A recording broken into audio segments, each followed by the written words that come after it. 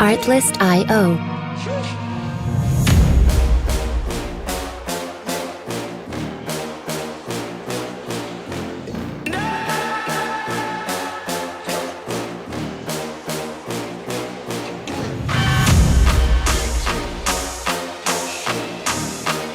Music licensing reimagined.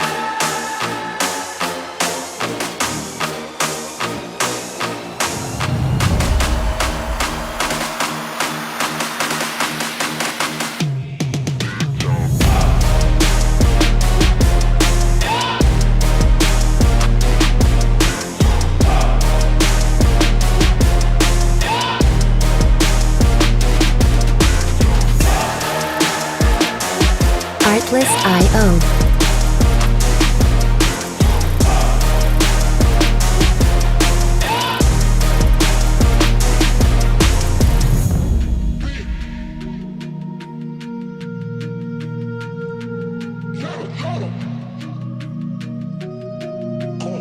Music licensing reimagined.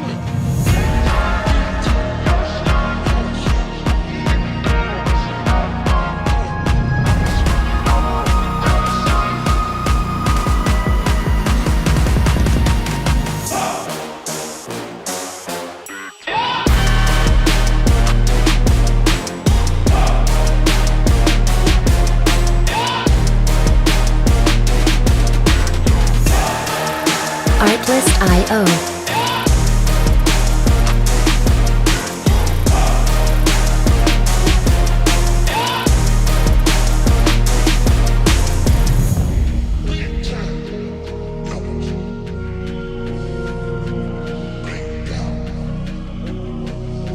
Music licensing reimagined.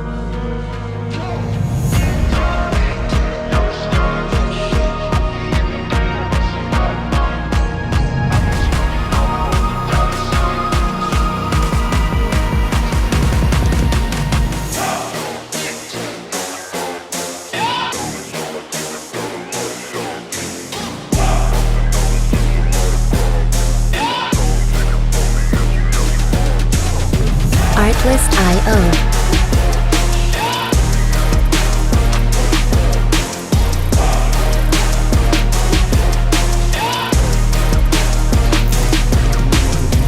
Good evening. From the Channel 9 studio, this is Sports Chat with Mr. 33. I am he, Mr. 33. And as we normally do, we go straight into our SmackDown replay or remix or review. Y'all don't mind me. I'm a little off tonight. Um, y'all hang with me for 1 second. Okay. So we started off. Tonight with Drew McIntyre pulling up to the spot and talking about he's supposed to come in and do the things he's supposed to do.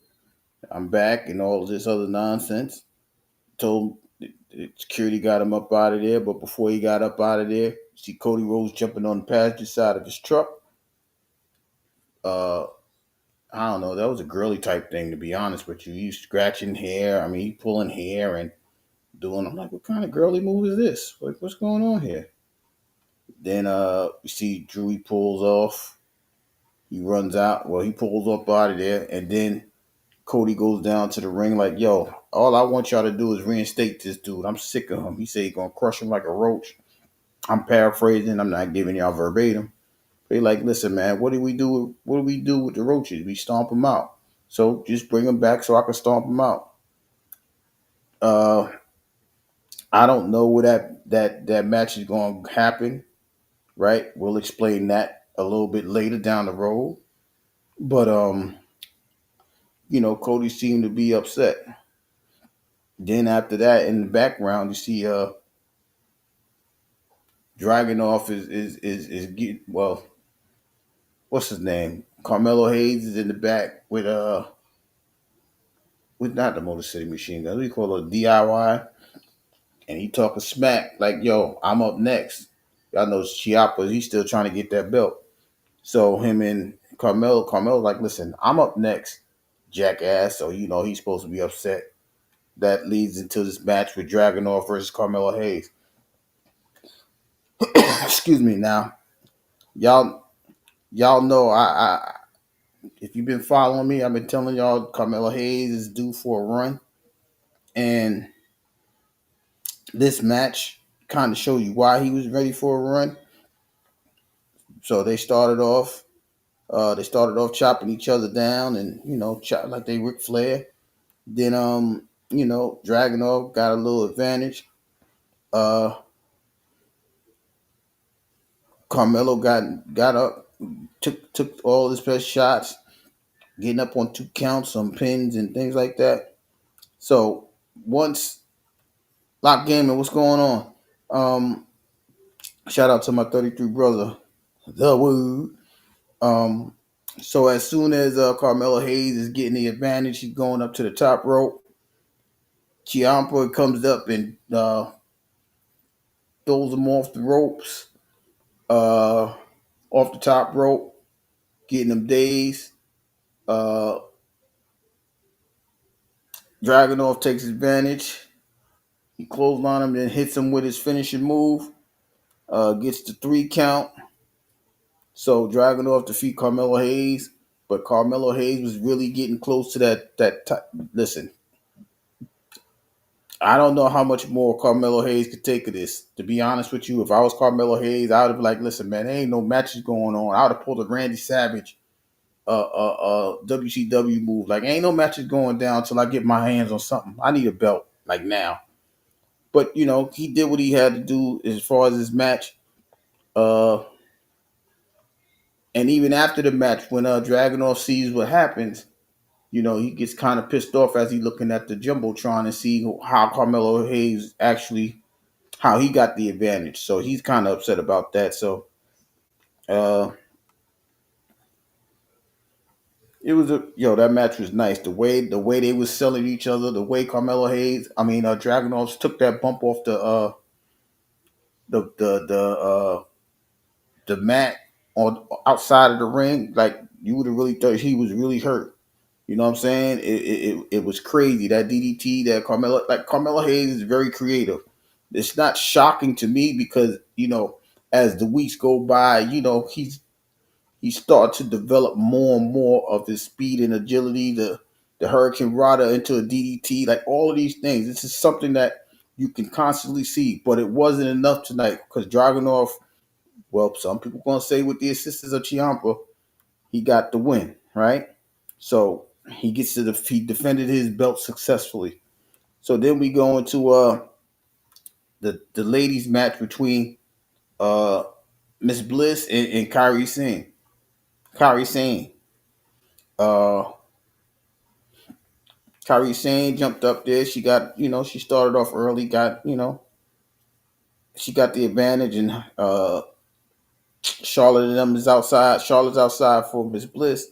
Oscar's over there chilling with her girl Kyrie, but that's how she calls her. But anyway, they're going back and forth. Miss Bliss gets the advantage. Oscar jumps up in the ring. You got to get a pin count off the roll up pin. Kyrie gets a 2 count. Charlotte comes and drops her. So then they fighting outside. They fighting inside. Kyrie, she tried to hit the elbow, gets out of the way. Lex caught her, and then hit her with the finisher, Sister Abigail. That's the 3 count. So Miss Bliss gets the win. After that, we see Nia and Lash Legend come in.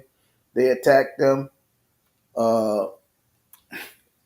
Lash hits Miss Bliss with the clothesline. Charlotte gets dropped by Nia. Asuka comes in and does a little bit of damage. Then Lash hit her with the pump kick, dropped her, grabbed the belts. No, so I'm sorry. She pulled Kyrie to the corner. Nia was about to hit her with the Annihilator. Asuka saves her. Nia and them grabbed the belt. It's like, yo, this is ours. You ain't got to worry about this. We coming to get this. You know what I'm saying? So that's how they ended up out of there. And even in the conversation, they're like, listen, we just telling everybody, we don't care if it's Rhea Io, Charlotte Miss Bliss, even the Kabuki Warriors. We coming to get this belt, and that's it. So they are focused on getting the tag belts. But good win for Miss Bliss. That gives them an advantage over in the tag team world. So, like I said, it was a good win for them, for her anyway. The next match was Jade versus Alba Fry. Um, they Jade gets in the ring. Alba gets her with a little quick move. Jade falls down. Chelsea Green smacks her. And then as soon as Chelsea Green smacks her, she turns around. She sees oh gosh, Kiana James, Kiana Jordan, whatever her name is, Kiana, who represents Julia. Julia came out, chased her out the ring, chased her down the ramp. Alba's looking at her. Jade gets up. She punishes her. He power bombs her. Hit her with the jaded. Gets the 3 count. Jade defends. I don't know if that was a title defense, but she got the win in that match.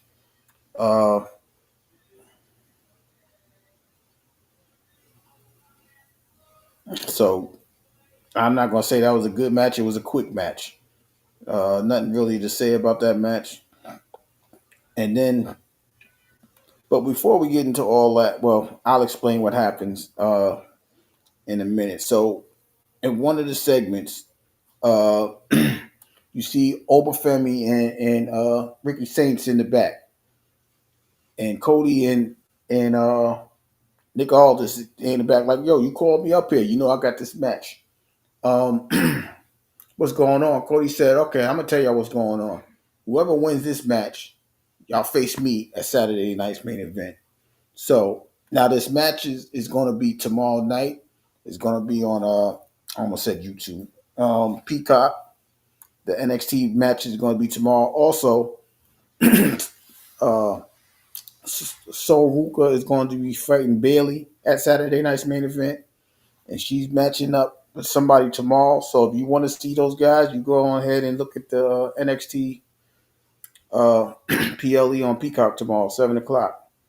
So now we get to the main event. The main event is Gunther versus LA Knight. For those of you that don't know what happened, Gunther defeated Carmelo Hayes in the semis, which was, Carmelo gave us a good fight, and LA Knight defeated Jey Uso on a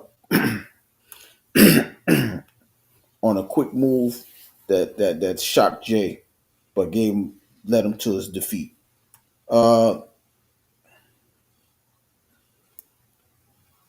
LA Knight started off with a quick couple moves, an uppercut, not an uppercut. He started off early with uh, punches and chops and stuff like that. Gunther had to get himself. He rolled out the ring like, yo, I ain't see this coming. He outed himself. Uh, then when he got back in, it was pretty even. It started even for a little bit. LA Knight had a couple minutes of an advantage. Gunther came back with his advantage. Then all of a sudden, LA Knight thought he was having the upper hand. Gunther dropped him, did a splash from both sides of the corner, one on his front, one on his back. But a power bomb in the match had LA Knight reeling, like he hurt his neck. And once Gunther saw that, he started to punish him. He tried to put him in a sleeper hold. LA Knight hit him with the BFT, got a 2 count. Gunther kept persisting on trying to get to that neck, and he got that. He got I'm gonna say a reverse neck breaker. I can't remember the name of the finishing move, but Gunther did exactly what he needed to do to get the victory. LA Knight tapped out to the submission hold, and Gunther defeated LA Knight. So Gunther will be facing John Cena at Saturday Night Main Event next Saturday. And as I just said, those three matches will be, like I said, next Saturday. Uh, you got to give Gunther his props. He came there. Excuse me. He came in meaning business. He was gone for a little while, and some people might say he hasn't let up. He's starting where he left off at, besides the world title. But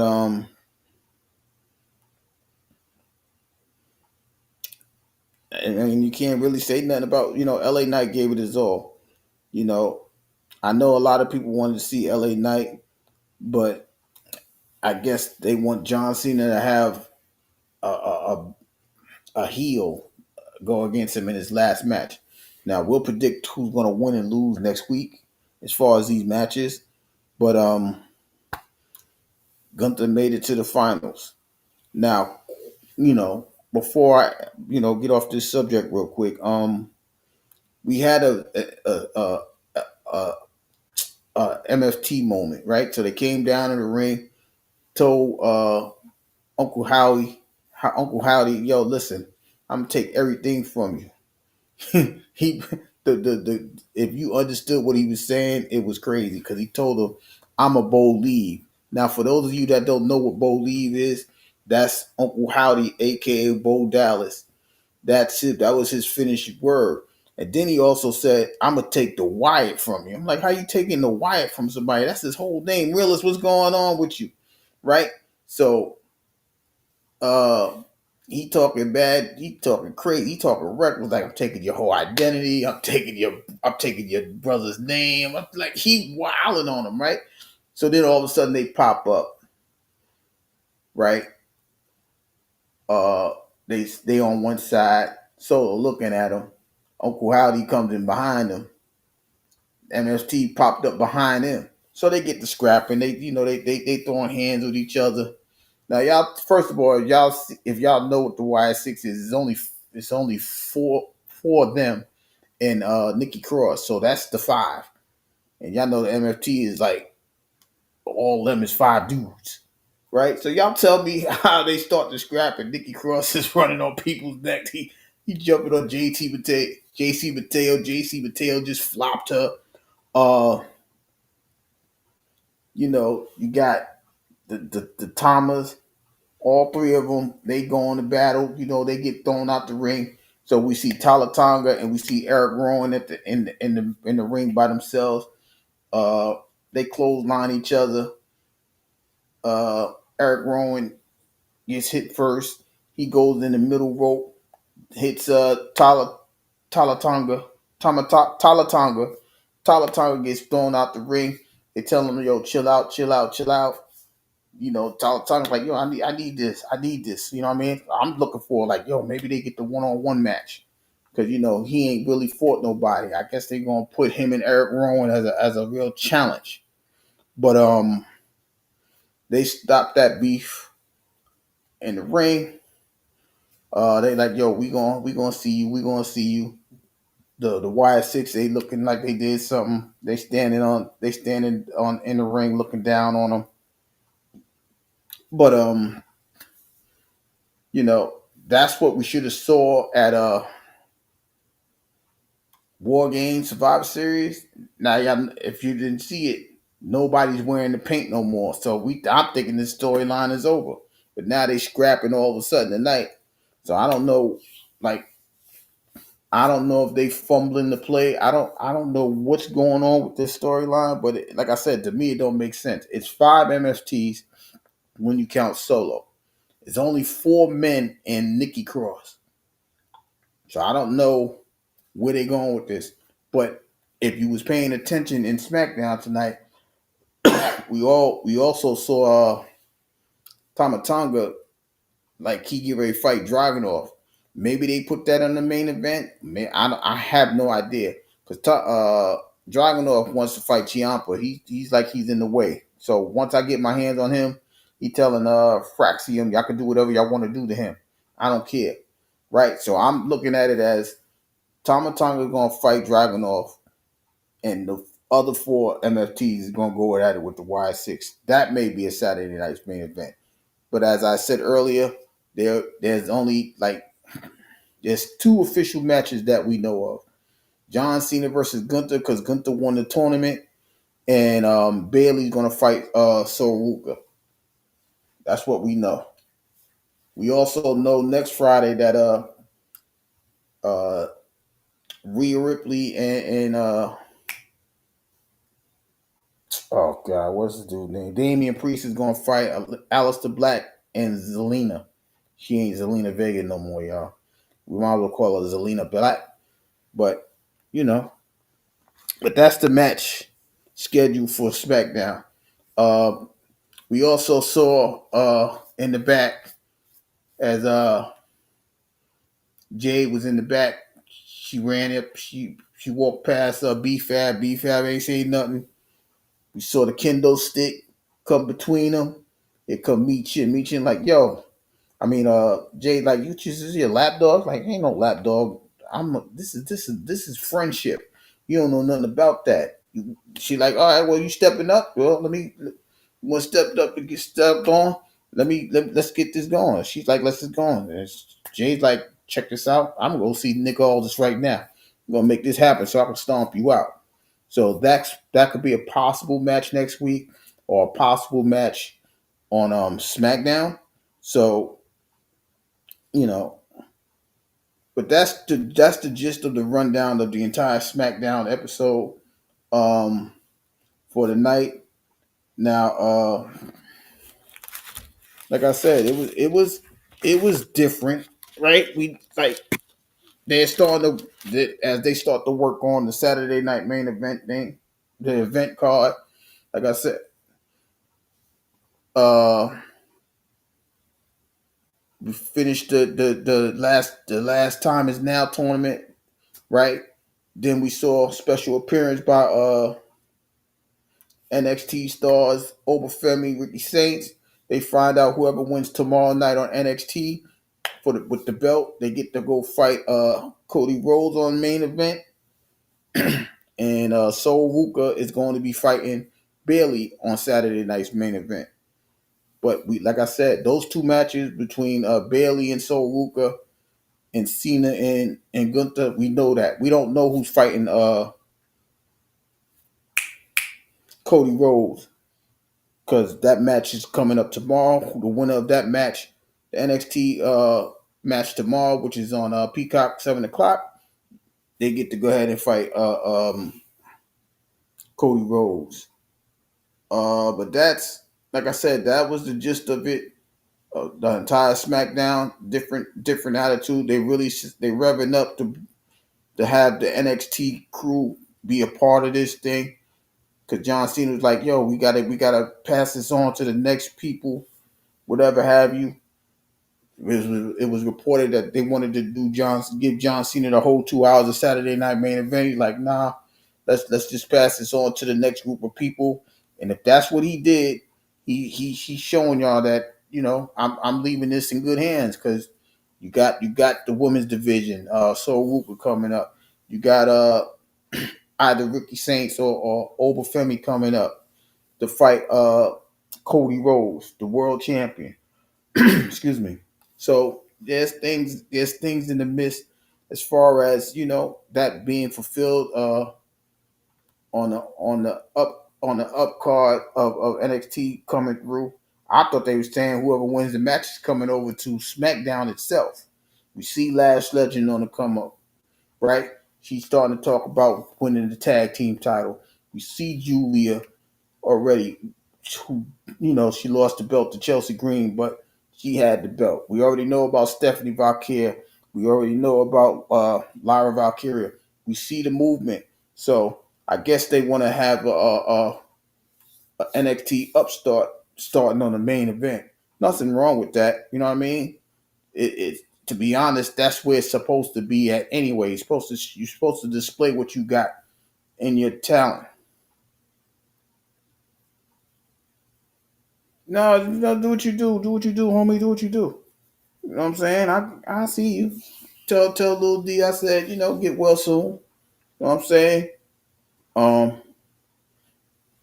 yeah, so they trying to push they trying to push the, I don't want to say minor league because they're not known, they're not officially in the WWE, but little brother, big brother's trying to push up little brother, give him recognition. You know what I mean? And you can't do nothing but appreciate that. You just want the matches to be like on point, right? Like if you saw the Gunther fight, right?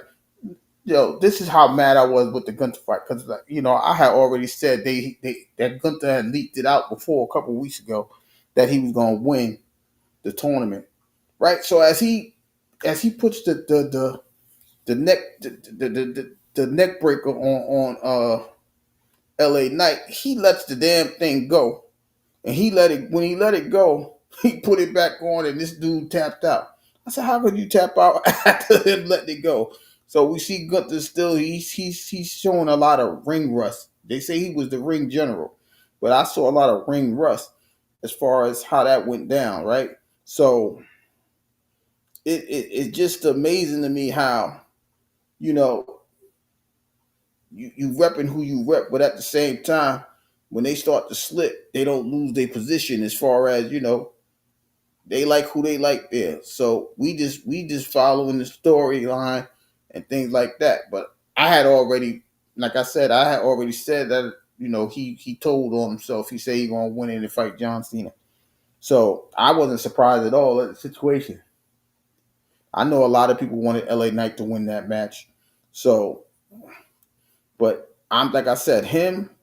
Listen, LA Knight, Carmelo Hayes, they just like they can't catch that break. Right? If we really looking at it, LA, as soon as LA Knight get a decent win, he follows it with a crazy loss. Well, Gunther's not a crazy loss. We just knew what was going to happen.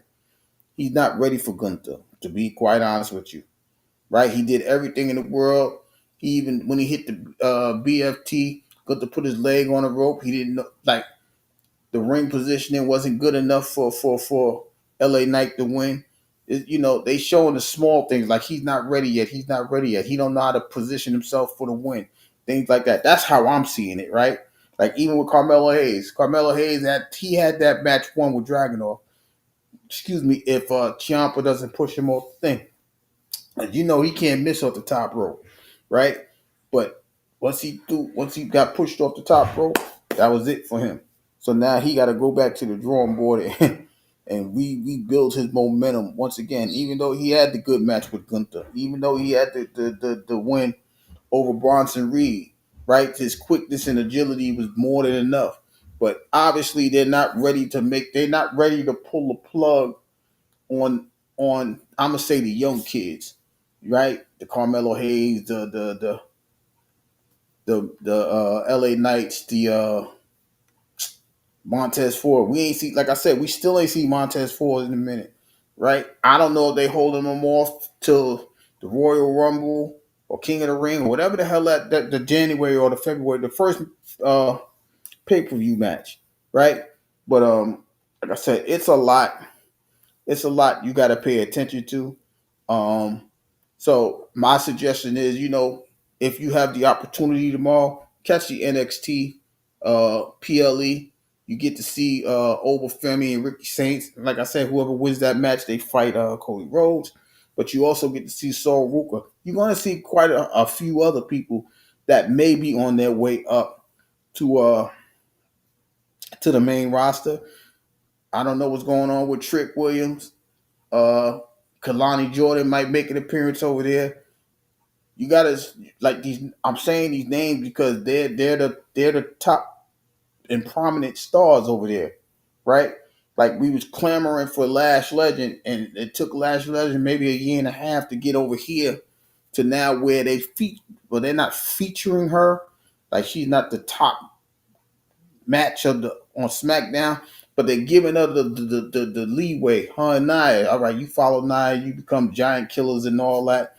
I'm interested to see how this goes because, like I said, so far, they have Jade going against, I don't want to say weaklings, right? But she fought B-Fab, she fought Alba Fry. That's not really, you know what I mean?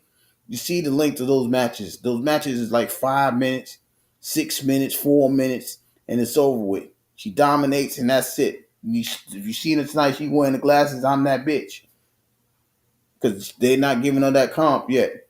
So I don't know if she's gonna fight Lash Legends. I know she's not gonna fight Jade. Excuse me, Nia Jax, right? So it's a lot going on. You know what I'm saying? They keeping her comfortable. Uh they keeping that main event thing open. But y'all know, as I do, Queen of the Ring or the Survivor, not the Survivor, Royal Rumble winner or the Elimination Chamber, they get to choose a champion. Right now, it looks like Jade is on a comfortable role to be up there January, February, leading towards Mania. She is one of the people that's on the WrestleMania commercial, right? So we're gonna see what's going on with that. You just gotta stay tuned and just follow the storyline. See how much Jade is dominating. Who's the woman champ on Raw? Damn, I forgot that fast. Wow, I can't even remember who the woman champ is. Uh oh, Stephanie Vaquer. I'm sorry, I just blinked out real quick. She's not even on the WrestleMania promo. This is what I'm saying. This is what I look at when I see these certain things. I'm paying attention. So Stephanie Vaquer is not on the WrestleMania promo, which is kind of, to me, that means she's not going to hold on to this belt too much longer. She's going to lose it somewhere down the line. I don't know to whom. Don't start me to lying, because all the Raw athletes, there was Io, Rhea. I don't think Charlotte's going over there yet, or Becky Lynch. Becky Lynch was one of the three women on the promo as well. So that was three from Raw and three from SmackDown, right? But if we're looking at the Raw participants, it's either Io, Rhea, or Becky Lynch that has the opportunity to take this belt from her. But she's not on the promo, so that's what caught my attention. We know Jade is the SmackDown champ. She's on the promo, so I'm just going to assess that she's going to hold on to this belt for a little bit longer. And even if she's not holding on to the belt, they trying to build her up to where she's the powerhouse. Even if she lose the belt, she's gonna get that opportunity to come back with it over there, as far as WrestleMania, a WrestleMania moment for Jade, which would be kind of good. But we still hanging on the men. We don't know who's coming back yet. We just saw Liv Morgan come back on Monday. I mean, Survivor Series, and Monday she showed everybody, yo, I'm I'm coming back for everything that's mine. So Stephanie Vaquer, she got to look out for that. Maybe she lose or live. I don't know. You know what I mean? This is why we watch, right? This is why we watch both Raw and SmackDown, because even if it looks obvious that what something's going to happen is going to happen, it don't it doesn't mean that, right? Like we saw even at War Games, we saw Punk like, yo, you saw Roman like, I can't stand you, but he fist pumps, he fist daps Punk like, all right, yo, we did what we could. I don't know who did that to you, but that's kind of crazy. But he told homeboy like, yo, we ain't teaming up no more. I'm like, he pretty much told him, I'm coming for you. It's nothing to talk about. So even with that, when you look at that Mania situation, you got Punk, Roman, Cody, Brock Lesnar. So it already looks like those four are going to look at each other at Mania. Whether it's going to be Roman and Cody first night, second night, that's what it looked like. That's what they having it to appear to me. That's what I saw on the commercial. Because you don't put these four guys up there just to have singles matches about nothing. And we still waiting to see what's going on with the masked man that cost them that War Game match. Like I said, we all think it's Austin Theory. Some people think it was Seth himself. We don't know. I don't think so, because I think Seth is going to come down on that. I think they're having an event January 5th. Is that Saturday? That's the next Saturday main event after that. And I think Seth is going to make an appearance and stop Braun Breaker from winning that belt from CM Punk at that particular time. So that's just my opinion. I don't see him helping them after he got speared. He has to feel some type of way, right? But that's just me giving a insight of what's going on down the road. You know what I'm saying? So, like I said, it's a lot to look forward to because they leaving everything open, and this is one of the best parts of watching this WWE show. Like I as I told y'all, I tried to get into AEW, but it's not as crisp of a guessing game. All right, well, this one is gonna fight this one, right? Right. Even when they try to put Cesaro against Moxley, aka Dean Ambrose, they fight. They supposed to be on the same team. They Death Rider brothers. Now they fighting each other. You know what I mean? Exactly. That's what I'm saying. Seth ain't letting that. I 100 because because it doesn't make sense. You took me out, so you think I'm going to allow you to do that? And now we got Paul Heyman talking about this is my vision, like your vision. You didn't make this happen. You was put under pressure by Seth Rollins, but that's what he do though. You see what I'm saying? That's what he do. He takes credit for things that ain't there. But he gonna try to run. I already like the only other thing I can see is Brock getting himself ready for WrestleMania by going at it with Seth Rollins because he threatening the vision. You see what I'm saying? That'll be like Brock's warm up. And y'all know if you've been watching wrestling as long as for the past few years, you know Seth and Brock they don't really rock because Seth cashed the money in the bank on him and made it a triple threat and won a belt from him that way. And he was gone for a little while after that. You know what I'm saying? So that's why I'm saying when you watch the WWE shows, you could say it's obvious all you want, but they find ways to pull your chain. I told you that ain't it. I told you that ain't it. This is what they do, right? Nobody said, well, I we didn't really think that somebody was gonna climb the daggone gate in Survivor Series War Games and curb stomp Punk. Well, I said I thought Liv was coming. I knew Liv was coming. I didn't think she was coming that soon, but she pops up on the John Cena match. This is what I'm saying. There's gonna be some pop ups that's going on down the road. Like I won't be surprised if Bianca pops up soon for SmackDown. I won't be surprised if Seth pops up January 5th. I won't be surprised because they trying to keep you interested. They trying to keep you in suspense. Like, oh, I didn't never see that coming. And besides that, on the side note, TKO Warner Brothers is buying yeah, she looked like the little Harley Quinn girl. And I don't know why, but some people is attracted to they attracted to that 730 status. I get it. But there was a purchase of HBO Max and all of that by was it Warner Brothers?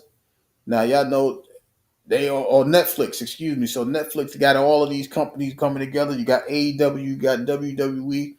I don't know. It just looks kind of crazy, right? It looked like what happened about 25 years ago when Vince brought he brought WCW or Shane brought WCW and the invasion situation looked like it's getting ready to happen. It's possible. I'm not. That will be something to write home about, but I don't think that'll happen anytime soon because we see what they promoting. If that was the case, that would have to be somewhere down the line, like a is SummerSlam still? Yeah, they still do SummerSlam. Something down that road, like damn, they coming to invade. We got to figure this out, right? Two shows, which would 2 shows versus 1 show, right? AEW and stuff like that. And who knows? They might do AEW versus TNA and TNA coming. Who knows, right? We don't know. But all of these business moves and things like that, it's coming to pass. So now you have to like think outside the box. What the hell are they buying that for when this thing is coming or that thing's coming? Or, you know what I mean? So it's gonna be an interesting thing to look at. But like I said, I would suggest y'all watch the NXT thing so you can see what Oma Femi. If you haven't seen what Oma Femi do, you can watch that tomorrow. You ain't see what Ricky Saints can do. He's the NXT champion. You can watch that tomorrow. And like I said, those two will have a whole week off to get ready to face Cody Rhodes. But it's also for you to see what they're trying to bring up into the main roster. So Ruka, she's okay. I don't, to me, to be honest, I don't think she should have been up there before Jada Parker. But Jada Parker starting to look like how Lash was at the end of her NXT run. Like they give her like an appearance or two, and then you don't really see her and things of that nature. So, but if you, like I said, if you see what she looked like, you see her moves and stuff, you would you may see what I see. I don't know. We all have different visions and observation of what we're looking at. You might say she's ready, you might not say she's ready. But what I'm saying is you gotta watch them because when you watch them, you get I think she could make it. Like Javon Evans. We see Javon Evans running back and forth. He's a workaholic. Shout out to Javon Evans. He does what he can to make himself relevant. That's another young gun that I'm waiting to see when they put him up there officially. But those guys is different, right? The high flyers and things like that. If they like, I won't be surprised if they make Javon Evans do some AAA moves. You know what I mean? To catch up, not to catch up with the luchadors, but to keep him fresh with the luchador moves, the high flying out the ring, the Hurricane Riders, the all of the luchador moves. That's what Javon Evans is in a taller version. So but he's in NXT, so that's what I'm saying. You would have to watch that to see who's coming and who you think is coming. Like I said, you saw Javon Evans over there. You saw a couple of AAA guys there. You seen Ray Phoenix and them before they got called up when they did come up there. Um, Dragon Lee and all those guys. You can see those guys, but you would have to really pay attention. Like if you was paying attention, you saw a Gunther, Roman Reigns. You seen all those guys in the NXT years ago, but nobody was really watching NXT back then. We was just stuck to the actual main roster of WWE. You know what I'm saying? Nobody was paying attention to that. But now they trying to bring it up to where you can watch that not verbatim, but you can watch it to see who's coming up next. And that's what Saturday night is trying to show. Saturday night's main event is trying to show y'all that next week. So y'all have the opportunity to watch the next Peacock show tomorrow. Like I said, 7 o'clock, and you can judge for yourself who's coming up or who's not. But that's just like I said. That's the gist of the thing, as far as the WWE and the wrestling part of the show. Um, I was going since my 33 brother is not going to come up because he's taking care of business at the crib. I was going to talk about the situation with Terrence Crawford and now this upcoming situation with Lamont Roach because he jumping up in class. They stripping him of his belt because he's about to fight tomorrow night. He's fighting Jose Cruz. Looked like it was a good card. We see Shane Mosley Jr. is going to be on that card. I just want to see what he looks like real quick. But it's a lot of politicking going on, and once you bring some politics into anything, that hampers it or it hinders the growth of a thing. To me, in my opinion, this is my opinion. Only my opinion. It's not the Channel 9 it's not the Channel 9 studios. It's not the non it's none of that. It's my opinion, right? When you like they took turn, well, the guy got up there and told Bud Crawford, yo, we taking the belt because you only gave us a small percentage and you made $50 million. First of all, what the hell you doing counting that man's money? Y'all want money like y'all putting y'all life and health and stuff on the line, right? In most sports, your contract is your contract, right? But now the promoters want this, the promoter want that. You promoted the show. You should have expected these people to watch that fight with Canelo. You can't get mad or whoever, but yeah, it was Canelo, wasn't it Canelo? Yeah, you can't get mad because the entire world wanted to watch that match. That means you don't know how to do your job. You don't know how to promote. You don't even know who you're promoting. So if you don't know what the hell's going on, how you expect to know what numbers come up? And then you get mad because it went over your expectation. If you don't know what the hell you're doing, go sit down somewhere. Right? If I'm promoting Willis, like, yo, Willis is that dude, right? So my expectation is I gotta understand who I'm promoting. If Willis is that dude, all right, Willis. Uh I'ma just use a number. Y'all bear with me. Willis, let me get 10% off the gate, right? Knowing that it could be $10 million. He could draw in $10 million. Let me get 10% of that. All right, that's $1 million. Okay, that's good. I ain't trying to kill him, right? You got 10, I got 1. I'm straight, right? So let me promote this thing. Yo, Willis is the illest dude. I don't care if it's battle rapping. I don't care if it's just him having a clear understanding of what's going on in the world. He gonna give it to you straight, raw, and uncut. If he do that, people drawing. Hey, I promoted it correctly. He kept his end of the bargain. I kept mine. His viewership goes up because I'm promoting them the way that I'm promoting them. Of course, I'm going to ask for what I ask for, but I at least I understand he's that dude. So I'm expecting him to bring 10 million. Now, if he gets 100 million, if he gets a 100 million off of what I promoted, that's on me. I can't renege on what I asked for. You know what I'm saying? But I'm still gonna get my 10%, whatever it is. If you get 100 million, okay, I get the 10 million. That's why you go with the number that you put up there. But you can't go up there and you lowball yourself and then get mad because you lowball yourself. So you strip the man of his title. You ain't did nothing but hurt yourself because whoever you put behind him is not gonna be Bud Crawford. That makes no sense. And who's gonna think that your conference, your the IBF is who it is when they just strip them over some dumb stuff? There ain't nobody gonna rock that belt like that. You ain't definitely gonna get what he brings. It's all about who it is. You gotta understand who's around you, what's around you, right? And for the Terrence Roach situation, I guess I understand it because he's not in the division no more. But if it's just for one match, you're gonna strip him for one match. That don't make sense to me. WBC appreciate you, word. You understand what I'm saying? But if you stripping a man because of one match, they talk about as soon as he get in the ring, they stripping him of the belt. Y'all trying to tell that man don't go get his bread. He stepped up. He stepped up to 140. Y'all worried about he can always drop the 10 pounds. So this is what boxing has been reduced to because they don't know who's the next sure thing. It seems like they don't know who the next sure thing is. Now we know Roach is rocking.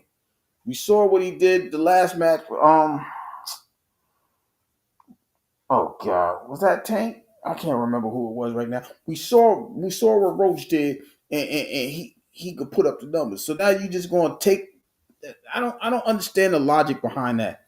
I really don't.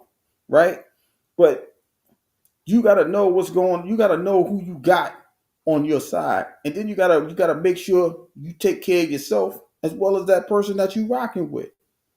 If I'm rocking with Word, I'm gonna make sure you're all right. I got you. I don't listen. I might not be on the panel with you, but I got you as long as I'm out here, right? Even if I'm tired, I might go to sleep, but I got you while I'm up. And he gonna go with that because he knows that's what I'm gonna do.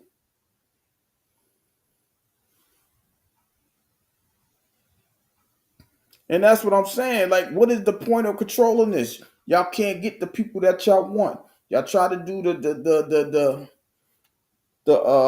Saudi Arabia thing, but y'all see who's repping all this. Whether it's Tank, whether it's Roach, whether it's Shakur Stevenson, you can't really you have to know who it is, right?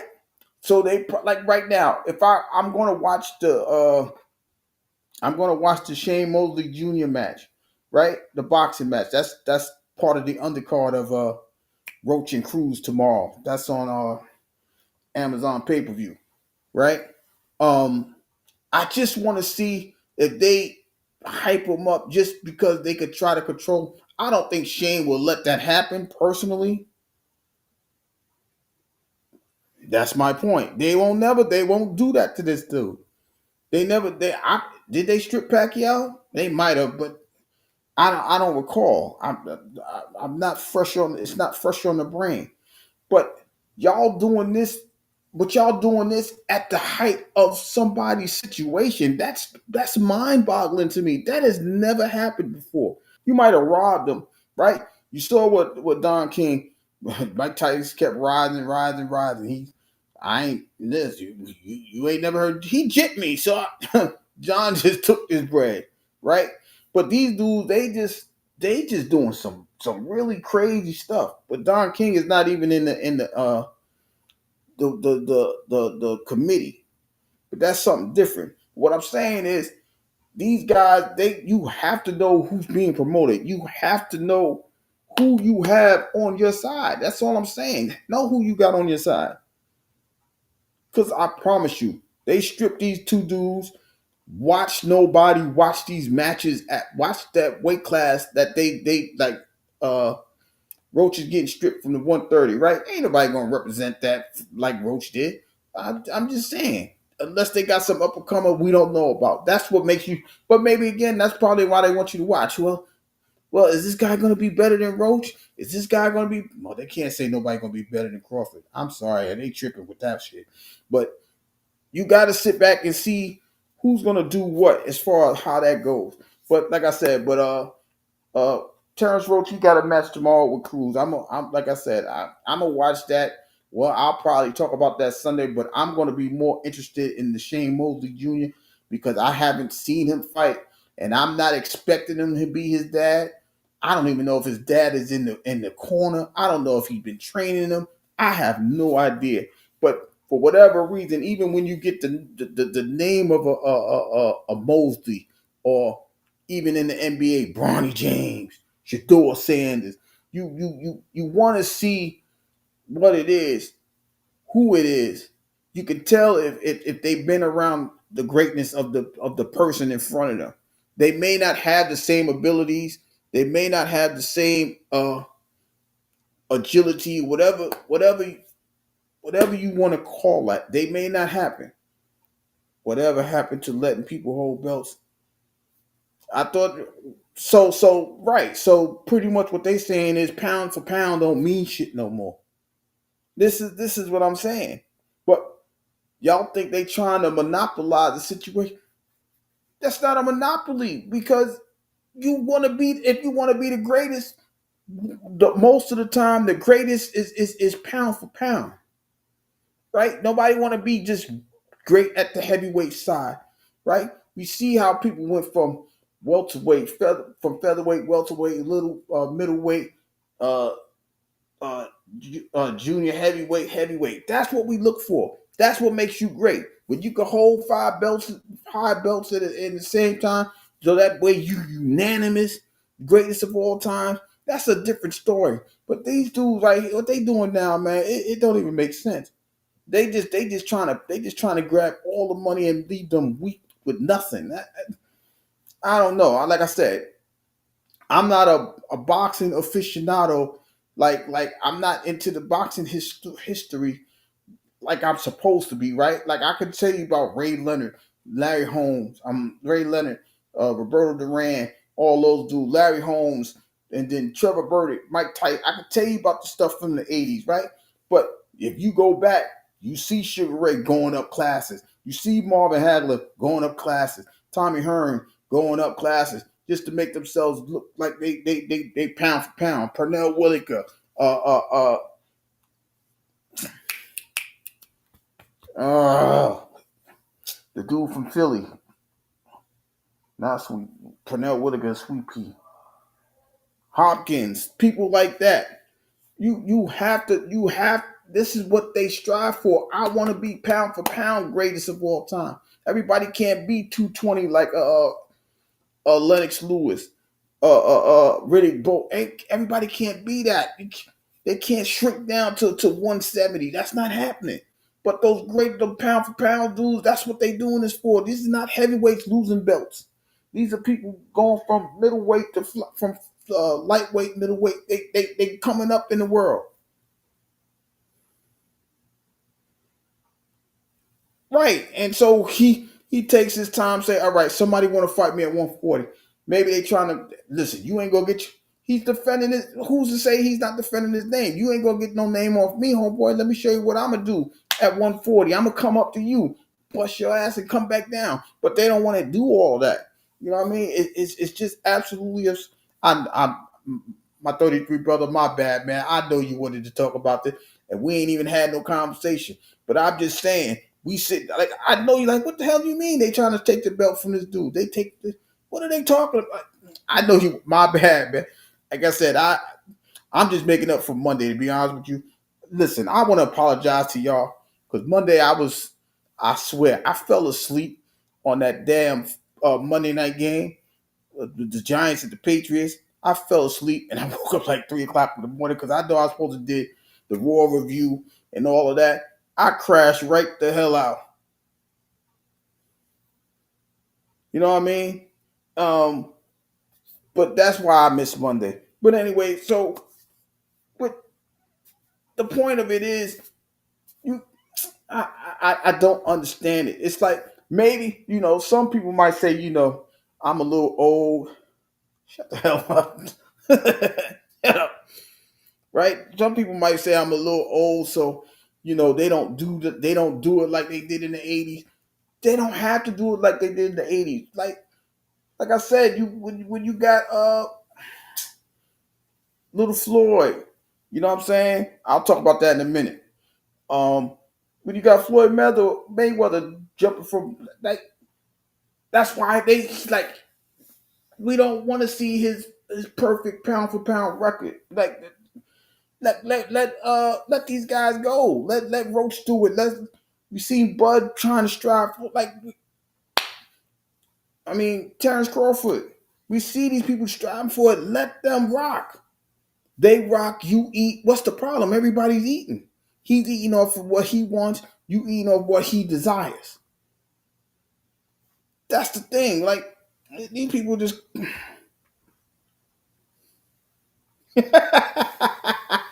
Nah, but that's I was trying to. What I'm telling you is, right? I'm staying up. I'm watching. Yo, this was crazy. I'm on Raw, but I'm watching the game. And I'm like, yo, oh my God, this game is horrible. You got dudes just dropping, stubbing their toes and kicking field goals. I'm like, where they do this at? I'm like, yo, oh my God. I'm like, yo, oh my God. 17-0, the end of the quarter. I'm like, oh my gosh. I'm dozing and I'm dozing and I'm dozing and I'm dozing. I'm like, this is ridiculous. But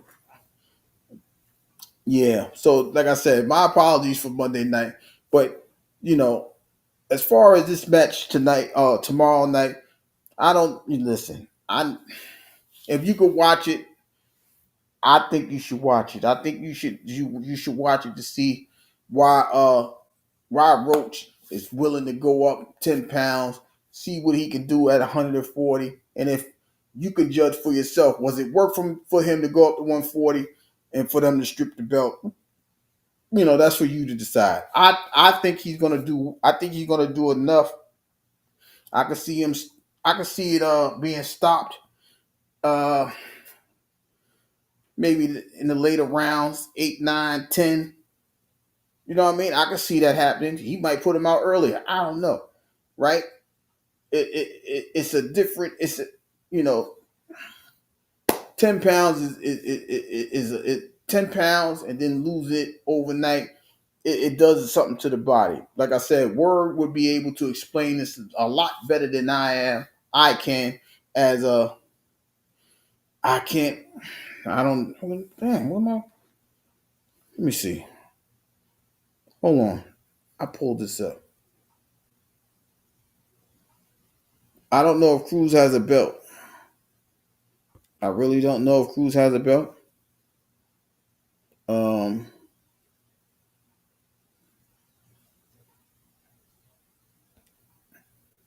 Hold on, y'all. I'm trying to read this.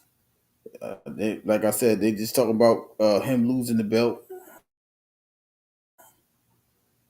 Boxing scene has confirmed that the WNBA will de-recognize the boxer's current 130 reign effective Saturday. Uh,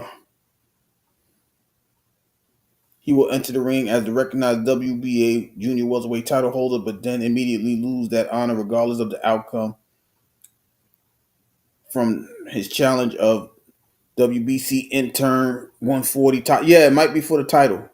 Uh, Pitbull Cruz he has a belt, but I don't know if the 12 rounds secondary title fight between Roach and Cruz will headline a PBC pay per view.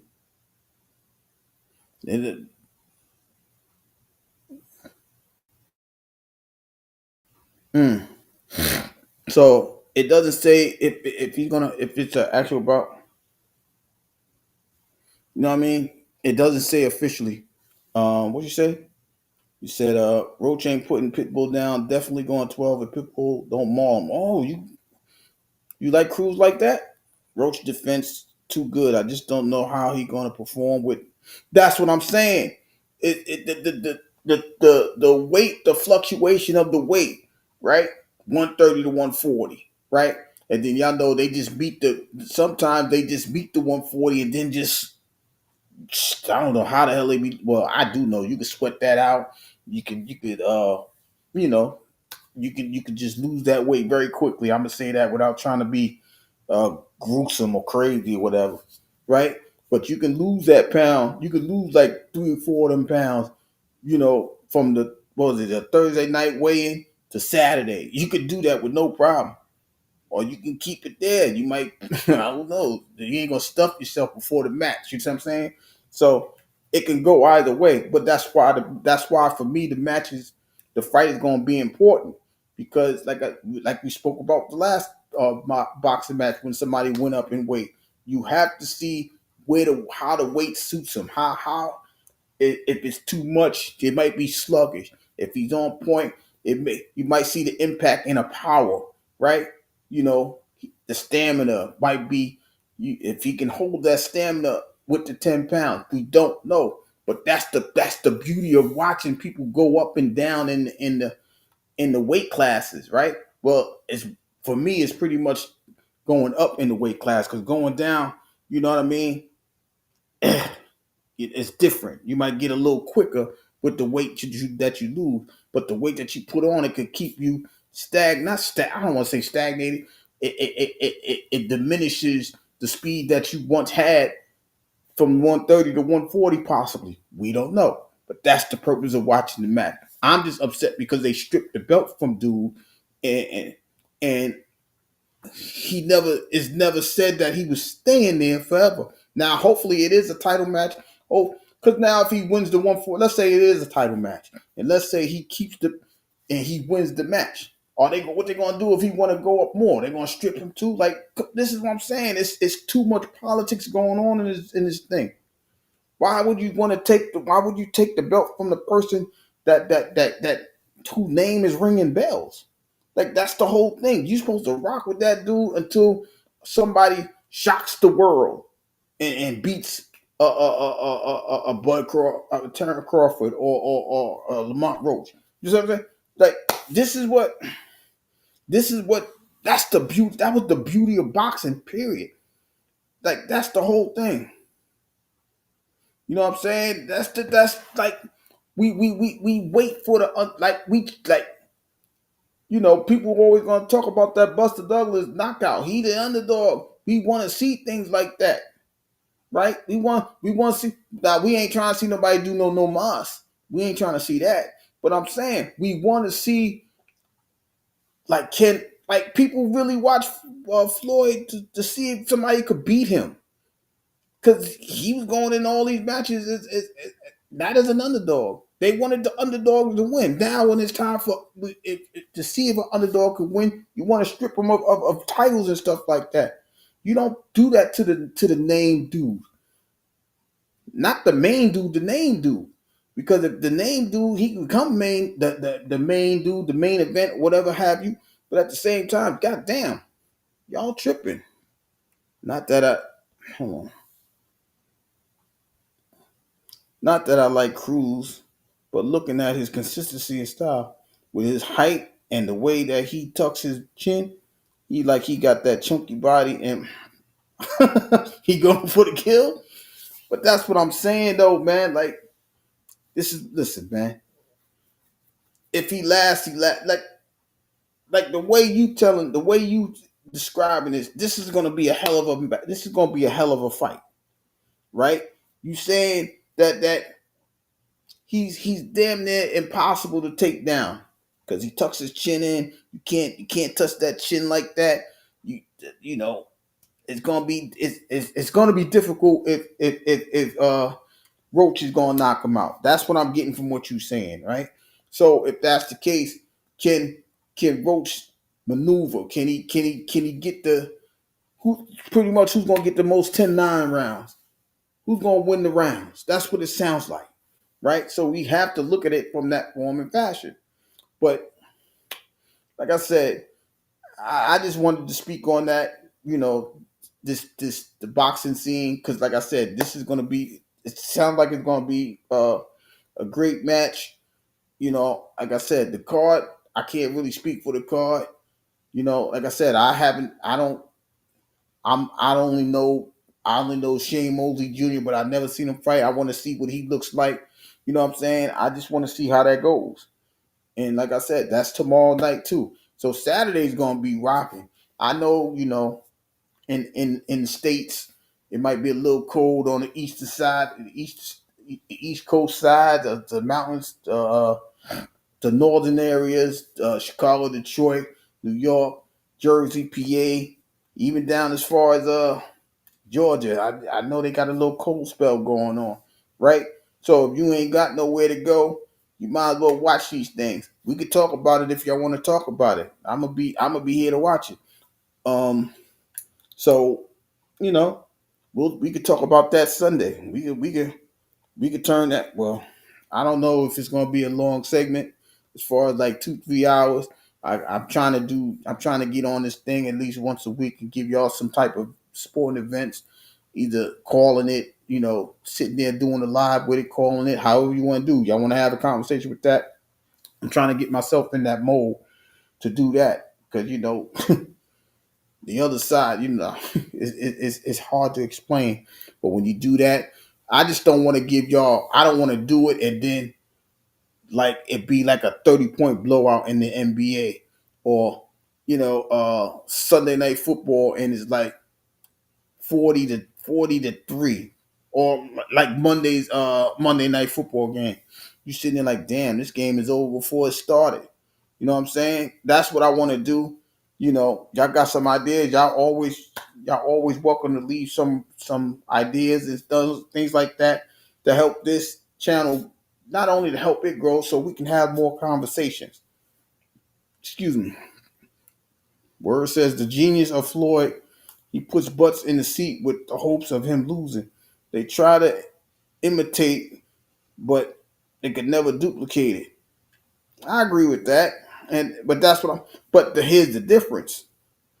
It didn't matter, like, but they was never like, even you've been around, right?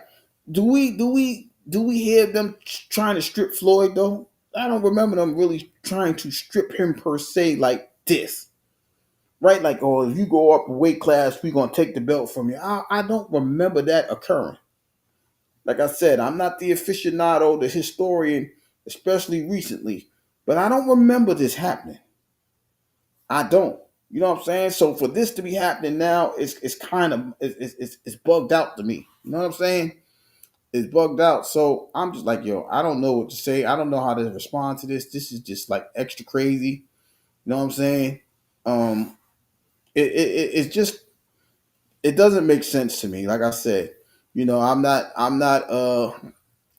the boxing channel. They may have better understanding than I do, right? I'm just me. And like I said, if I've been watching sports for a long time, I just don't remember this occurring. Like I said, it's for me it's mind boggling. I don't get it, but you know what I mean? It just don't.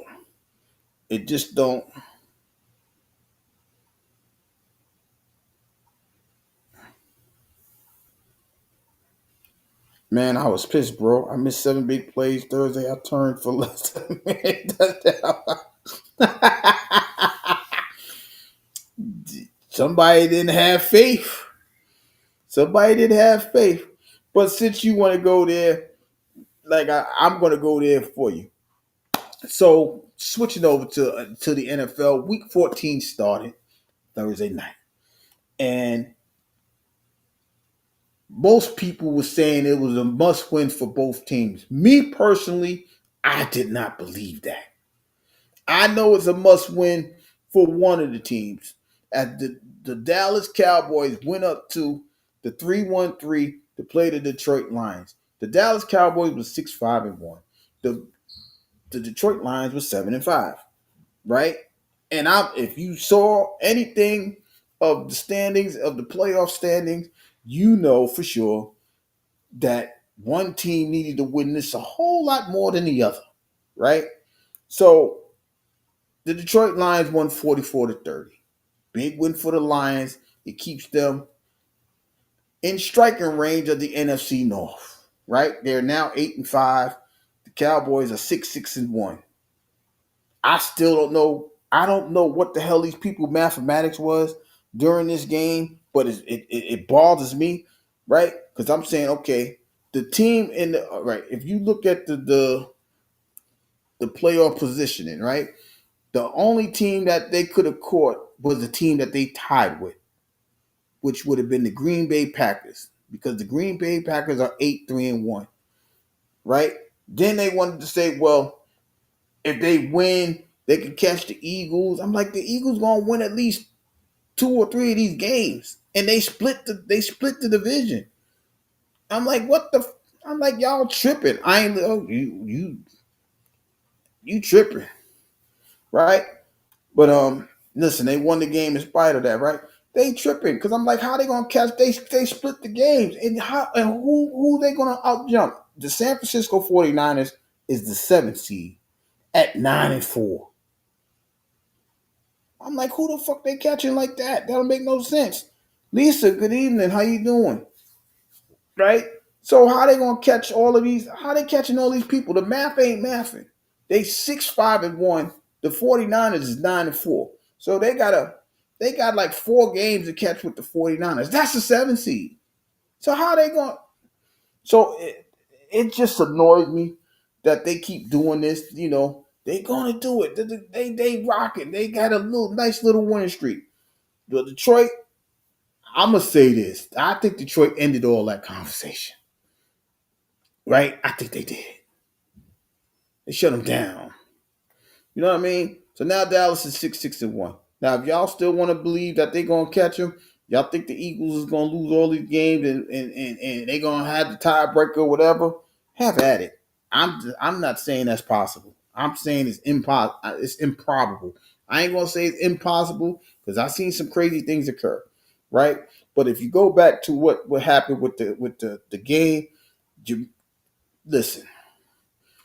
They put the ball in the right people's hand. You see, Amon-Ra St. Brown came down again. He came back from the ankle injury that he suffered the Sunday before, did some damage, and that inspired the team to get it themselves together. We saw pressure that we ain't see.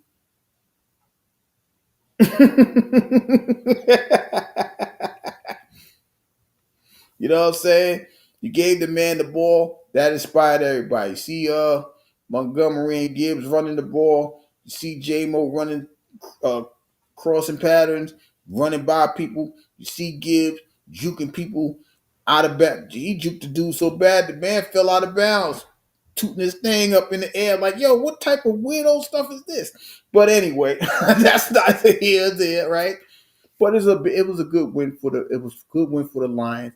People didn't understand that the Detroit don't lose back to back. They're 15-0 after losing a game. The next game they win. Now, if that would have stopped, I think everybody would have had a reason to pause, right? Like, damn, this ain't looking good. But like I said, they're 8-5. They're a game behind the Bears, and now they're waiting to see. They're waiting to see what happens. Because if the Bears they catch the Bears, they got the Bears tiebreaker. If the Packers got it, take the NFC North lead. We know the Packers got that. So it's all about watching. But they're one game behind. They got we on week 14, so we got they got a month of football to play. December's here. I don't know why everybody's shocked. Somebody said before that if it's December, you could watch the Cowboys implode.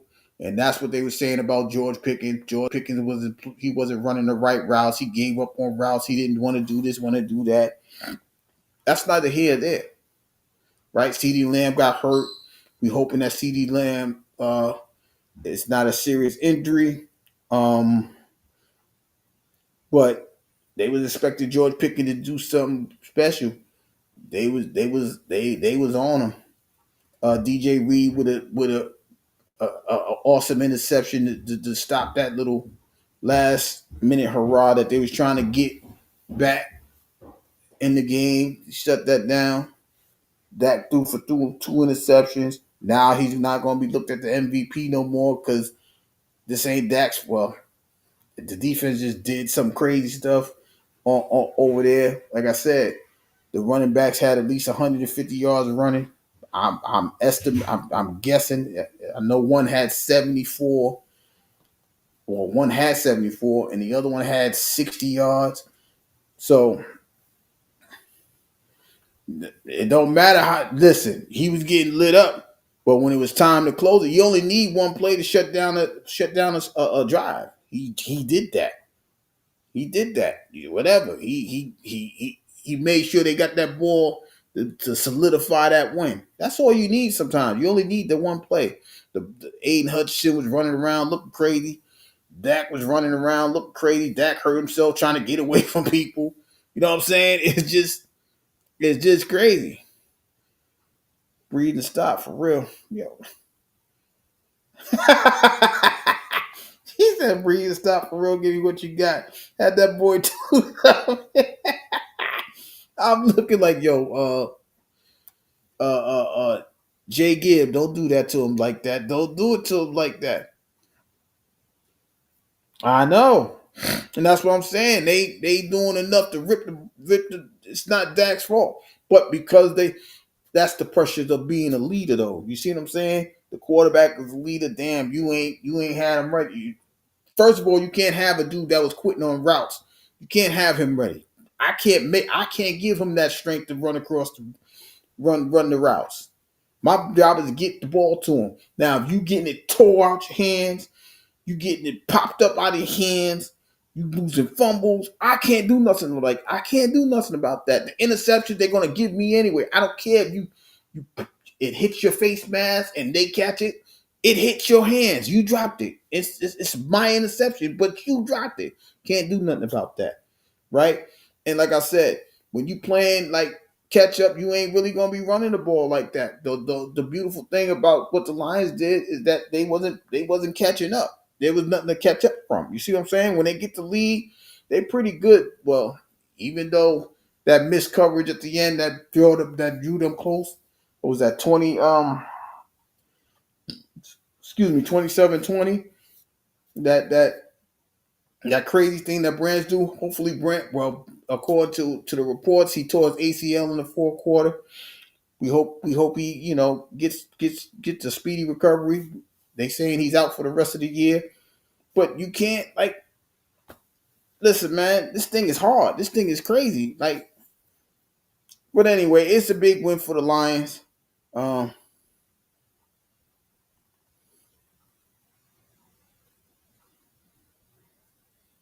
Right, that's what I'm saying. Like it they doing what they need to do. Listen, they getting off the field. The defense was getting off the field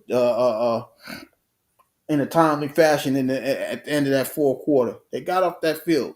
Like, yo, we got the rock. I'm diving and I'm ripping the ball out of people's hands and diving for interceptions. They got off that field real quick. You know what I'm saying? That's the best thing about it. But shout out, they did what they needed to do. All right, well, I'm just saying he need to come back. He better do something. I see you though. Uh,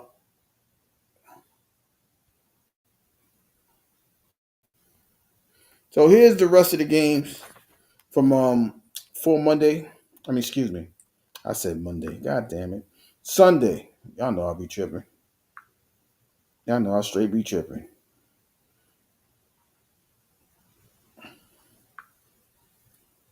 Hold on. I know you in the back. I know you in the cuts. You can only type, so I'm gonna take my time. Right? But even this Sunday, right? When you look at this, y'all see this first game up here. This is for division, right? This is for the NFC North. That game is gonna tell you who's gonna do what in the NFC North, right? Because if the Ravens win this game, they already beat Pittsburgh, right? That's for the division. Um, we got something going on in the AFC South. The Colts and the Jaguars. The Jaguars is in first place, even though they tied the Colts. Now, if the Jaguar win this game, it's going to be like an extra game. So the Colts got to do some stuff. Now, I don't think they said Daniel Jones is going to play. He shouldn't be playing with a broken leg. He ain't going to be moving nowhere. So good luck with that. You know what I'm saying? And they in Jacksonville. So it's going to be a difference, right? That's the second matchup. And of course, we got the NFC North matchup, the Chicago Bears versus the Green Bay Packers. As you see, they're 9-3 Chicago. The Packers is 8-3-1. Now, if the Packers win, they'll go in first place. And if the Bears win, they will have a 2-game lead. Well, it's going to be a 3-game lead because that damn tie. I told you the tie is going to hurt or help somebody. In this case, it's going to hurt them. It helps them with the Lions because they own the tiebreaker in the first place, but they have less losses, right? So those 3 games are going to be uh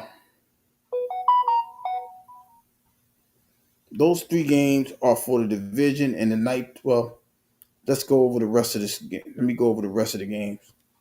As I just said, you got word. Just type your thing on it. I'm not even looking at the chat. I'm on the other channel. I mean, I'm on the other page.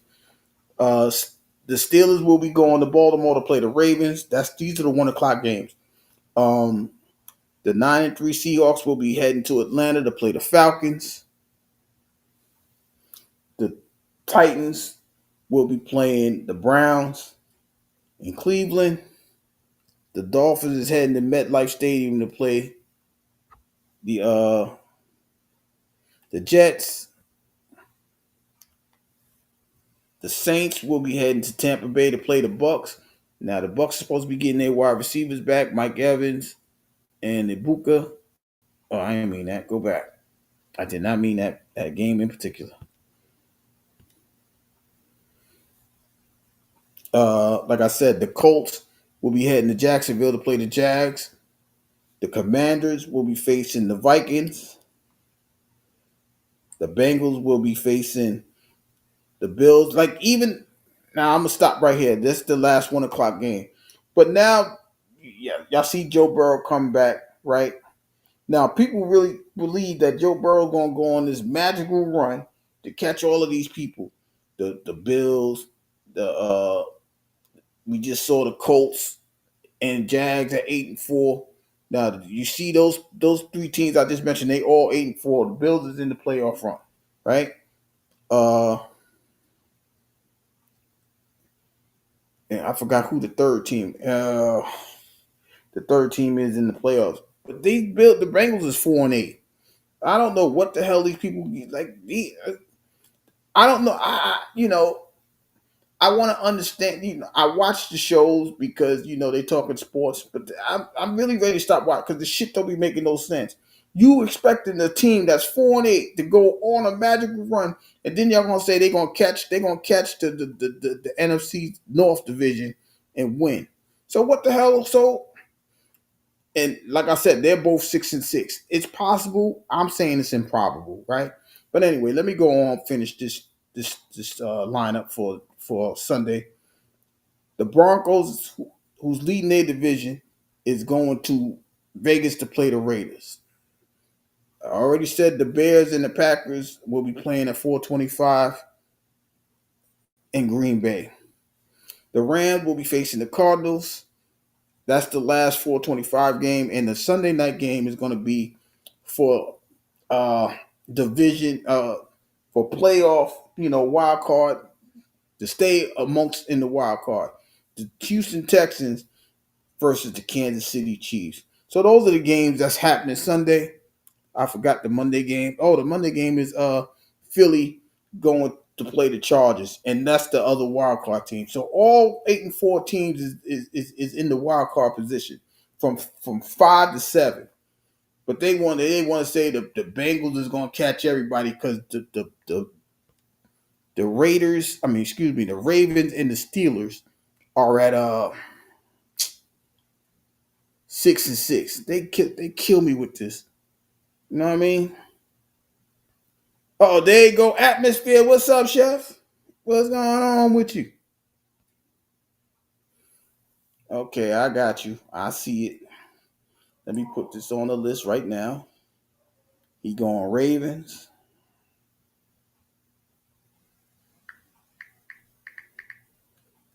Seahawks.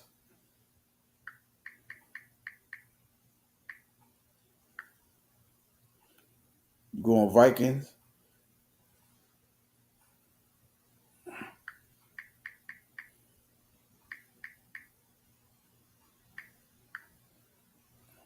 You picking the Jets? Oh, you feeling yourself. He going with the Jags.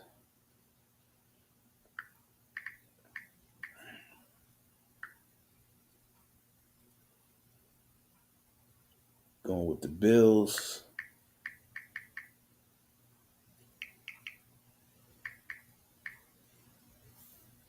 Maybe I'm missing 1, 2, 3. You going with Cleveland?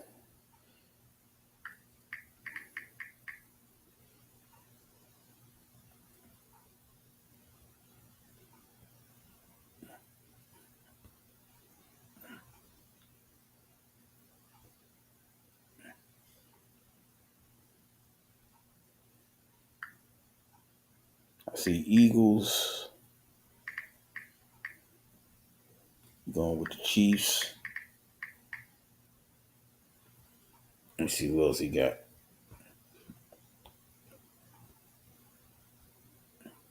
All right, so I need. Did you pick the? Are you picking the Bucks over the Saints? I need the Bucks and the Saints and the Bucks. I'm presuming you going with the Broncos. All right, so these are the games I don't have for you: Saints versus the Bucks, the Broncos versus the Raiders, the Rams versus the Cardinals, the Bears and the Packers. 1, 2, 3, 4. Those are the 4 games. I'm just saying we had an experience where the Lions beat them boys. Oh, okay, yeah. I had that conversation.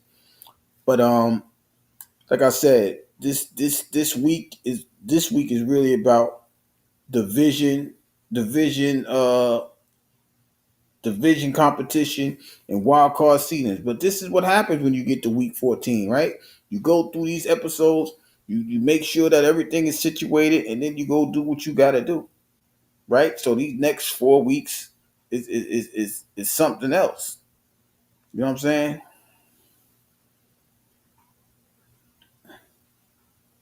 Damn, ain't no shit. Broncos, Rams.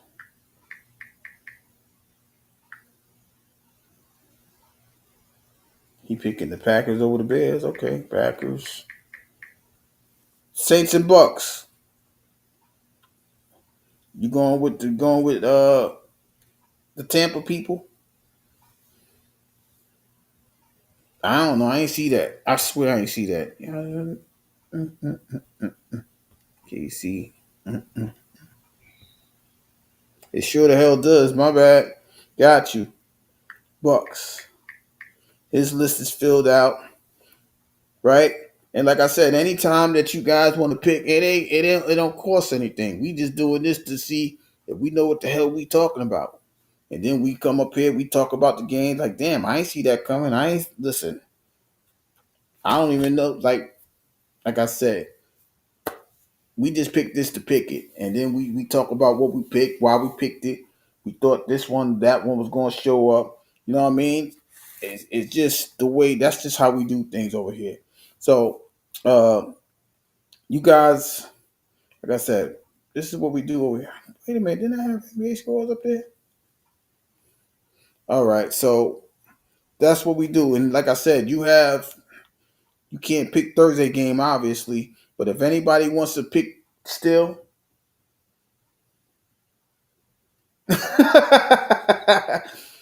anybody that wants to pick, you know what I mean, you just leave your choices uh, of who you think is going to win the game, and I will add it to the list. Just I'm just asking that you do it by 1 o'clock because that's when the kickoff start.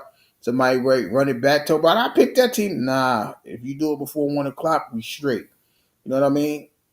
But you know, it like I said, we doing this to have fun, right? So we done spoke about the Lions, uh, and we spoke about how those 3 games will come into.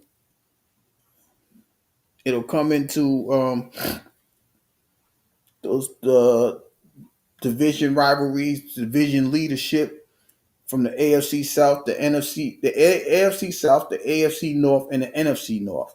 Those three is the games. Those are going to be more likely the games of the week. I know that they got I don't know what you're talking about.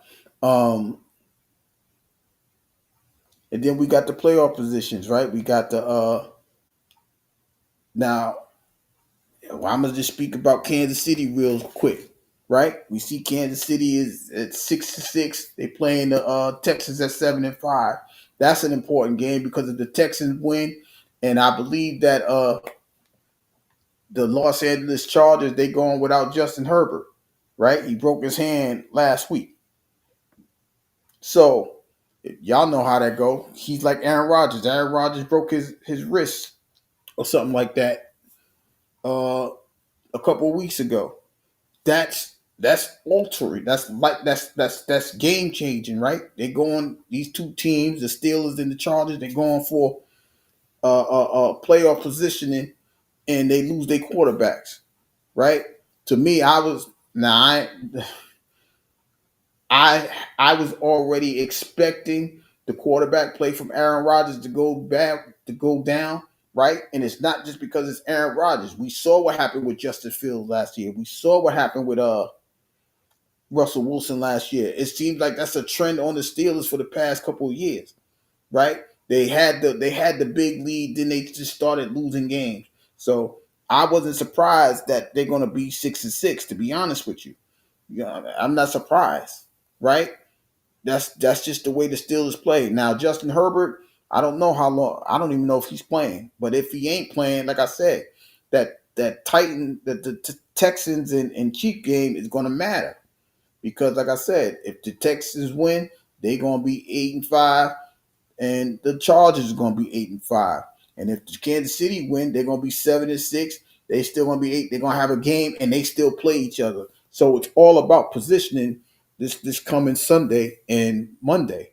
And the Eagles, they still in first place, regardless. That loss by the Cowboys, it doesn't, that was the hopes and dreams of so many people that they can catch the division. Like I said, I don't see the Eagles losing that many games. I don't care what they going through. They got teams like the Commanders and stuff coming up, just like the Cowboys do. But I don't expect them to lose more. No, I'm not. I'm not. No, I'm not hating. Oh, I don't know if you're talking to me. I'm not hating. I'm just saying the only way, the only path that y'all had to make, the only path that the Cowboys had was to win the division, right? Because the only team that they could have caught, you just got here as atmosphere. The only team you could have caught in the playoffs was the team that you tied, because they the lowest team. They got 8 wins. All the other teams got 9. Okay, you talking to me? Okay, cool. The team that you tied is the only team you could have caught in the wild card spot. They got 8 wins. You wasn't gonna catch the 49ers. They got 1. You got the Seahawks. They're at 9, and the Packers was the only team that you could have caught for the wild card, and they got 8, and you got 6.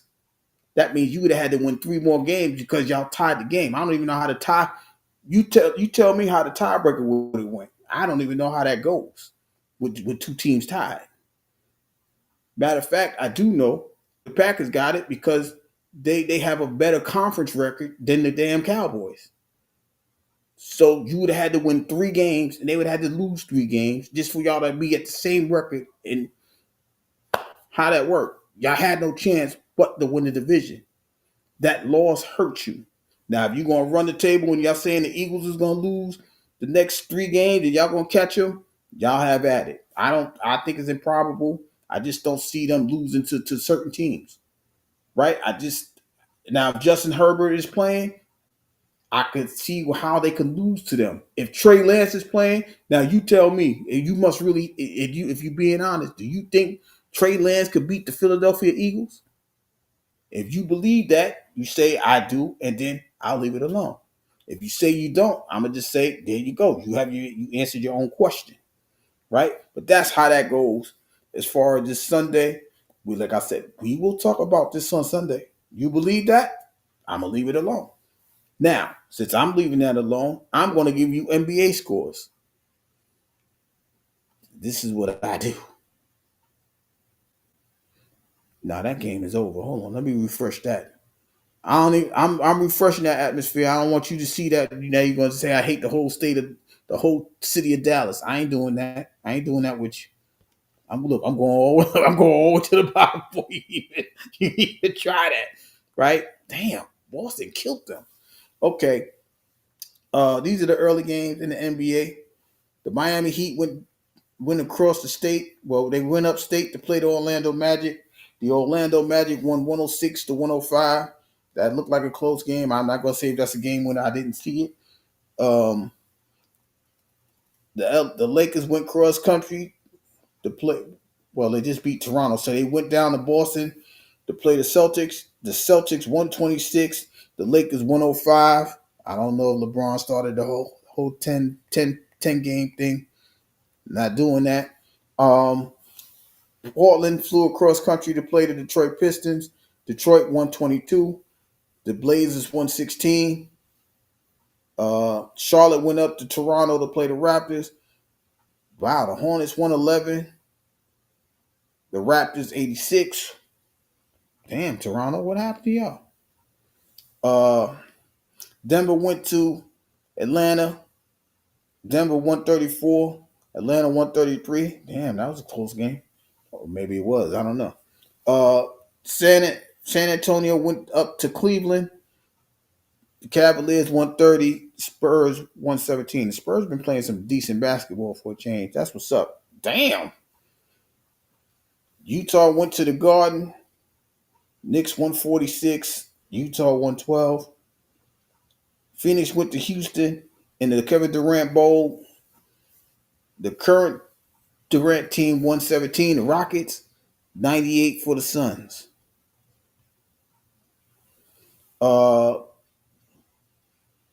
Philly went to Milwaukee. Philly 116.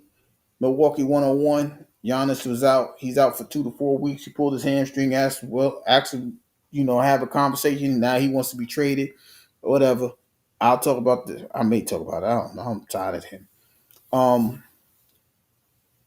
The Clippers went to Memphis to play the Grizzlies. The Grizzlies 107. The Clippers 98. That's another crazy episode over there. I tell you, these sports is not loyal to nobody. The Pacers went to Chicago to play the Bulls. Indiana 120. The Bulls 105. And Dallas went to OKC. OKC 132. The Mavericks 111. So these scores of this and this and Thursday night. Look at this thing right here. Was brought to you by the 9%, where better you is a better us. Shout out to the 9. Do you believe in magic? I hope you do. You'll always have a friend wearing big red shoes. This dude, man, I can't take this dude nowhere, man. He's just so cool.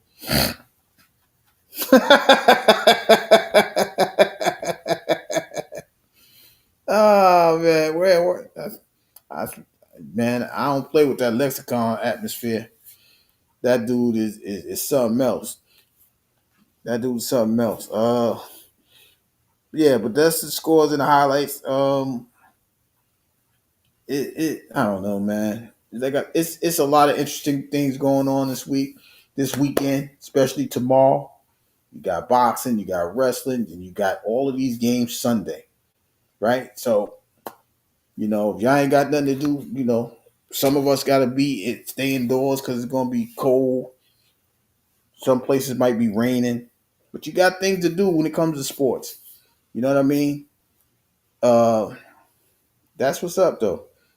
But word, you ain't have to do all that to that man. It's and then you did all that while I read that damn last score. The 132 to one. Don't do that, man. You so disrespectful. Now that I'm thinking about that, man, you so foul.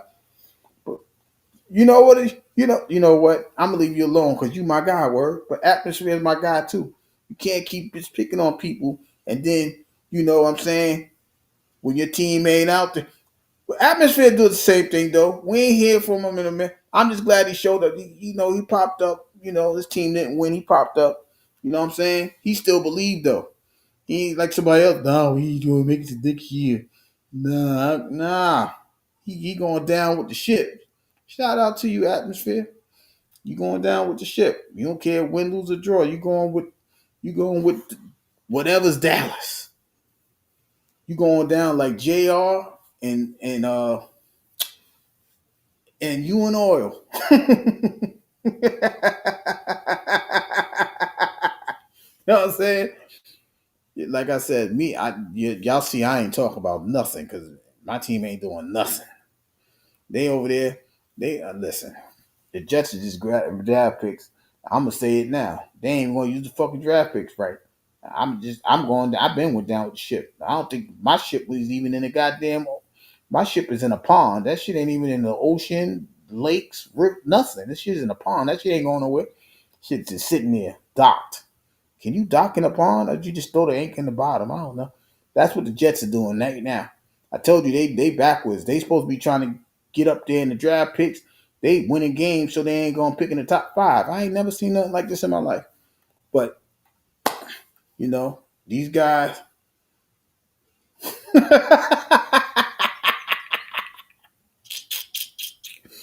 Yo, said I ain't going, man. Going down with the ship. That's why they make raps. I don't need a raft. My boat ain't going nowhere. I ain't never seen a boat get crash in a pond. It ain't even off. It ain't even dock off yet. It's the anchor's still in there and the shit crash. I don't know how you do that. But leave it to Gang Green. This is what they do. Right? It's just different for me. Like I said, I've been watching them since Shea Stadium. And then, like I said, you can go over there and watch free games. Like, hey, this is what I'm watching. I bet. You know what I'm saying? That's why the Jets, the Mets, those are my guys. Even when I worked for the Mets, so I was like, damn, I'm getting free money. You know what I mean? This is free for me. I get to watch games, not even work, just watch games. But it is what it is. But but that's the weekend. Like I said, we got all of these events, all of these things like that. Uh, we unspoke about everything, bro. Right. And then the owner name is Woody. I'm gonna leave that joke alone. But yeah, I'm just saying, that's crazy because you know you might be right. That shit. He ain't even get the boat out there. He couldn't get the boat to the water. That's another story for another day. But seriously though, I mean, we done spoke about everything. We done spoke about everything. We done spoke about boxing. We done spoke about the politics of boxing. We done spoke about the NFL, the NBA, SmackDown. I just appreciate y'all coming through tonight for real. Like, you know what I mean? Like we got to speak about everything. Sunday night, like I said, we'll probably go over uh we'll go over most of those, get all of those important games, playoff positioning. And like I said, most of them is gonna be for division leads. So we're gonna touch all of those, the north and south of the AFC and the NFC North. So we'll have that conversation Sunday. Basketball scores Sunday.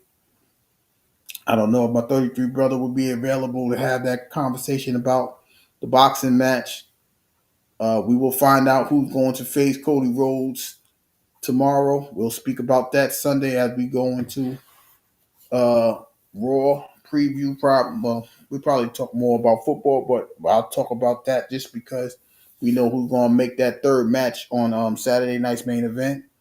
Um, like I said, I just appreciate you guys, and like I said, if y'all want to, anybody in the cuts that's not listening, or they are listening, if you want to pick the NFL games, look on my community war. Is it still community war? I don't know what they call that shit no more. Just look on my post. Look at the team. It's a pick board to where you could pick who's gonna win. Like I said, it's just for fun. You know what I mean? You see, we over here we talking smack to one another about teams winning and stuff like that. It's the same thing with the picks. Damn, I thought they were gonna win. I didn't know they were gonna miss the field goal at the end. I didn't know they were gonna throw an interception at the end. They had a chance, whatever. You ain't pick right. That's the point. But this is what we do over here. Shout out to the chat. Shout out to the people that came through. Um, so with that being said, from the Channel 9 studio, this is Mr. 33 signing off. My 33 brother, he's taking care of business. He will not be on tonight. We'll probably catch him. We'll probably catch him Sunday night, maybe more than likely. I know if he's watching that fight, he ain't going live. I know that for sure. If he watching that Roach fight, he ain't going up for sure.